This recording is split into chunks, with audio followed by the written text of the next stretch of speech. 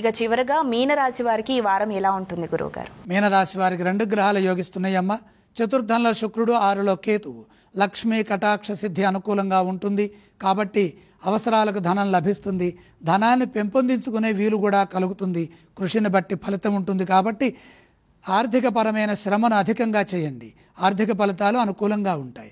వృత్తి ఉద్యోగ వ్యాపారాల్లో కూడా శ్రద్ధ పెంచాలి. ప్రధానంగా ఉద్యోగంలో ఆత్మవిశ్వాసంతో పనిచేయాలి. 7 గ్రహాలు వ్యతిరేకిస్తున్నాయి కాబట్టి ఒత్తిడి కలగకుండా చూసుకోవాలి. మీ బాధ్యతలను మీరు జాగ్రత్తగా ధర్మబద్ధంగా నిర్వర్తించాలి. తోటివారితో శాంతంగా ఉండాలి. ఏ విషయాన్ని మనసుకు తీసుకొని లోతుగా ఆలోచించి నిరుత్సాహానికి గురి కావద్దు.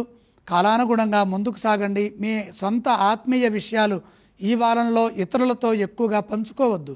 మీ ధర్మం మిమ్మల్ని కాపాడుతుంది. ఇదే విధంగా వ్యాపారంలో కూడా సున్నితంగా స్పందించండి. కృషిని కొనసాగించండి.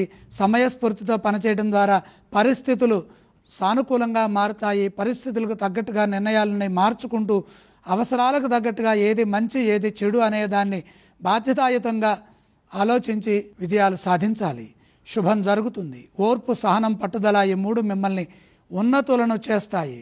వివాదాలకు దూరంగా ఉంటూ కుటుంబ సభ్యుల సూచనలతో సమిష్టిగా ముందుకు సాగితే మంచి జరిగి తీరుతుంది.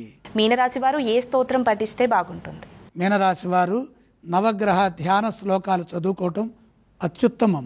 ఈ రాశి వారు ఏ ఆలయాన్ని సందర్శించాలి? నవగ్రహాలని దర్శించడంతో పాటు శివుడిని కూడా దర్శించండి. త్వరగా విజయం లభిస్తుంది. వీరు ఏవేవి దానం చేస్తే బాగుంటుంది? నవధాన్యం అగ్నిహోత్రుడికి అర్పించండి.